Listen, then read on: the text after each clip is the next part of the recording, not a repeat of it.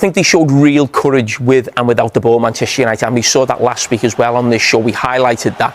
But we just want to get into sort of the first 2 goals of the game. They've got a lot of similarities, really. And what you've got is, as a lot of teams do, but this back 3 with Zubamendi, a central midfield player, dropping in between the 2 centre-backs. It splits the centre-backs, which means Arsenal have a lot of rotation in terms of the players. So you have Zubamendi in that position, and then we see the positions of the full-backs. So as soon as your back 3 splits like that, your full-backs can either go really wide like wing-backs, or they get in the pockets. Carragher and Timber. We see this a lot with Arsenal. But I just want to have a look at sort of Manchester United and how they sort of dealt with this as well. So as this ball comes across, and this is what I'm talking about with courage. So when Manchester United were in this deep block, you've got players, as I said, between the lines. He now makes us move out wide.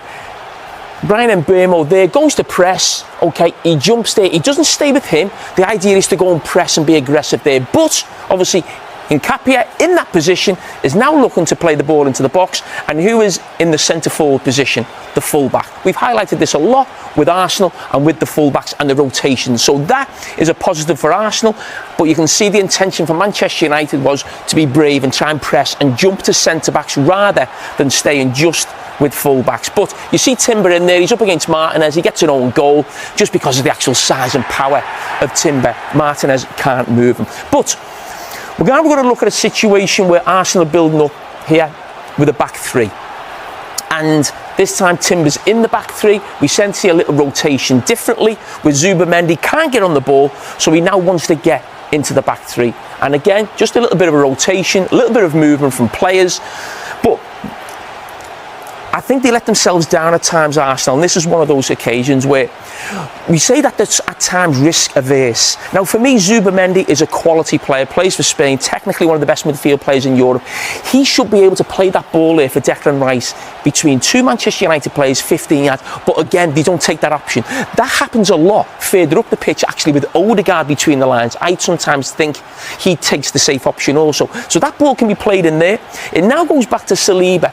But Bryan Mbeumo could easily stay there and make sure Gabriel doesn't venture up there with the ball. But again, they show courage without the ball, and they try and press there and stop that ball getting out. But now, because Declan Rice has made that run, Saliba's got no pass into midfield. He's made the mistake, but because Mbeumo's there and he showed the initial courage, he picks the ball up. If he was wider with Gabriel, he wouldn't be in that position initially. So credit to Michael Carragher and Manchester United. And now we go to 1-1, Manchester United go and get the second goal. So we're talking about now courage with the ball. So as I said, they've pushed Arsenal back. Casemiro drops in between the centre-backs, as I said, with Zubamendi. We see that happen a lot. But the theme that we mentioned around Arsenal's full-backs in the first clip. So what you've got now is a situation where Dorgu comes in off the line. Brilliant play with Fernandes, absolutely fantastic in a tight area. It's not handball, he gets a chance to shoot. But as we mentioned with Arsenal's fullbacks, the courage with the ball, Shaw and Dalot, high up the pitch, 25 yards from goal. But also, it's not just them. There's now 6 players so close to the Arsenal goal. They're away from home against a team who are better than them, and it's 1-1 in the second half. That shows courage with the ball. So we've seen it off the ball, and we've seen it with the ball. And as we've seen some wonderful strikes a few minutes ago, that's right up there with the best of them. What was key to that one, Jimmy, for Dorgu? Well, he's positive. I think Bright showed link up, and then I think he doesn't think, he just do it. Just hits it, and he hits it so well that the goalkeeper has got no chance whatsoever. And Raya has been one of the best goalkeepers in the Premier League. We had a conversation in the studio after the game about bravery, and you've mentioned that from Manchester United's perspective, and whether Patrick Vieira was suggesting Arsenal could have been braver. But at 2-1 down, Mikel Arteta made a 4-man substitution, the quadruple change. Do you think that was a brave thing to do in that circumstance? For me, I felt like they panicked a little bit. 58 minutes, 4 substitutions. For me, too much. Yes, if you want to change things, get Odegaard off. You're now taking Zubamendi off. Yes, Zubamendi has made the mistake, but he's a big player. He's an important player. I suppose the one thing you do is get more height on the pitch, which might lead to this situation, which Mourinho benefits from. Yeah, but I would have liked them to see to control the game with the ball. I would have liked them to be calmer because it was still 32 minutes to go. And they have scored a magnificent goal. That can happen, Man United. That can happen. It wasn't like they played him really off the park and it was a 1v1 with the goalkeeper. It was a great strike. That can happen. They could come back into the game, calm the game down, control the game with two changes. Now, Declan Rice had to play as a pivot, what is not his best position. You want to keep him high up. I think it was too much for me, you know. Do you know, it was a real surprise. It felt a big surprise in the stadium yesterday, Jamie, having got level that suddenly they would go and concede 2 minutes 58 seconds later with a team that are so big on control, with a coach who's so big on control. So what happened? But I'm talking about courage again. Bringing Sesko on. I think he comes on for Dorgu. Dorgu's a wide player, you bring a centre forward on. Them centre backs win everything. He keeps it alive. So that was courage from the manager bringing Sesko on, again, away at Arsenal. But when I talk about quality and courage as well, I'm going to look at actually 3 Manchester United players here up against, what are they, 6. That's a training session. The 6 players will never let the 3 players get out of there unless you're talking about real quality and almost genius to get out of there. Yeah. You put that session on as a coach, Jimmy, you'll know that as a coach, you're not getting out of there. But Manchester United do. And who's involved in it? Bruno Fernandes has been at the heart of everything since Carragher came in. And he has been with every United manager, but certainly in this number 10 position now. So you run around here, and the football, as we saw with the Dorgu goal, is absolutely fantastic. Mainu, brilliant. And then Jimmy, take over. That's a Jimmy goal. Look, he does everything. So when you are going in the half turn and you're now running, you know, you just know the feeling is there. You just have to hit it with the inside of your foot as hard as possible. Hopefully it hits the park a little bit, it goes even harder, and the goalkeeper has got no chance, and that's what it is. Has the United transformation surprised you, Jamie? Oh yeah, in those 2 games, of course it has, yeah. Because of the nature of the opposition. I didn't think it takes an awful lot to improve Man United because the bar was so low. You know, you're talking about a manager there bringing on Sesko and showing courage. I mean, we were watching Manchester United bring a centre-back off every game and bring a centre-back on. Yeah.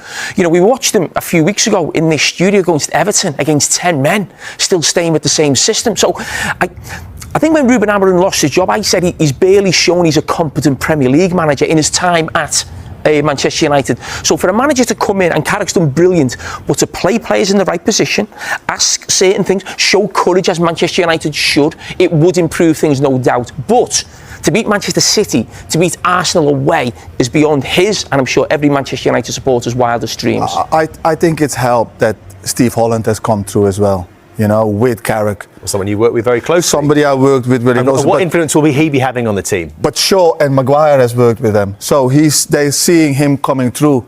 It's a familiar face. They know how he works. They know what he's like. He will have made them more solid. He will have organized them with Carragher. He will have a game plan. Of course, Amorim will have a game plan as well. But he knows their strengths of those players. And it's for a player to see somebody coming through the door is believable, you know. So it helps. And Sesko, I think that is one of Steve Holland's strengths. It's put Sesko in, put the pressure up there, get the ball as far away from our goal. Let's play in their half. Yes, it's brave, but it's intelligent as well, because they now have to keep a lot of players behind as well. A lot of discussion about Arsenal's attacking prowess as well in the wake of that game. Yes, they scored 2 goals, but again, the forwards didn't contribute to those numbers. And this is their top scoring chart for the season, with Gyökeres and Trossard both with 5. And as much been talked about, own goals is joint 3rd top scorers. So let's have a look at the underlying numbers, and particularly around open play, because we know that Arsenal is so dangerous from set pieces. But there has been a trend with recent champions since these XG numbers have been collected. So over the last 4 seasons, Manchester City twice winning the league, and Liverpool winning the league last season with the highest open play XG per game. Manchester City the 2 seasons before with the 2nd highest. Arsenal right now with 1.1 1.12 open play XG per game, ranks 5th highest in the Premier League. Is that a problem? It is a problem, but it's Will whether it stop Arsenal winning the league? I don't think it will. I still think Arsenal are the best team in this league. They've definitely got the best squad. I mentioned a couple of years ago when Arsenal were going for the league, I'm not sure it gets any better than this for Arsenal. Now, I don't actually think the team's improved since then. The squad has improved. But there's no doubt Manchester City and Liverpool have dropped off. So I actually think this Arsenal team, even though it hasn't improved in the last 2 years, can go on and win the league. I just think they need not to panic the situation that they're in. Go to Leeds next week and get the result that you should get.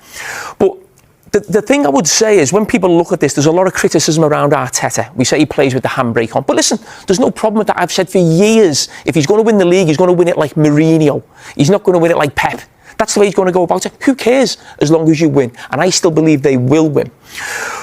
So there's no big deal about the way Arteta goes about it. But what I would say is Arsenal, and I've always felt this would stop them winning the Premier League, but I don't think it will this season. They don't have a genuine superstar at the top end of the pitch. They don't have someone who's going to do what Salah did last season, or what Haaland did for Manchester City, or what a Hazard did for Chelsea. They lack that player. And what's really interesting is halfway through the season, or if you picked it right now, I picked a team of the season so far. When have you ever seen a team at the top of the table who've been a top by 6 or 7 points, but if you were picking the best team in the Premier League so far, you wouldn't have one of their players in the front four? That is not normal. That would never happen. The best team in the league would always have at least one, maybe two players in the team of the season, and Arsenal don't have that right now. And that plays into the fact that they don't have a genuine superstar, as I said, at the top end of the pitch.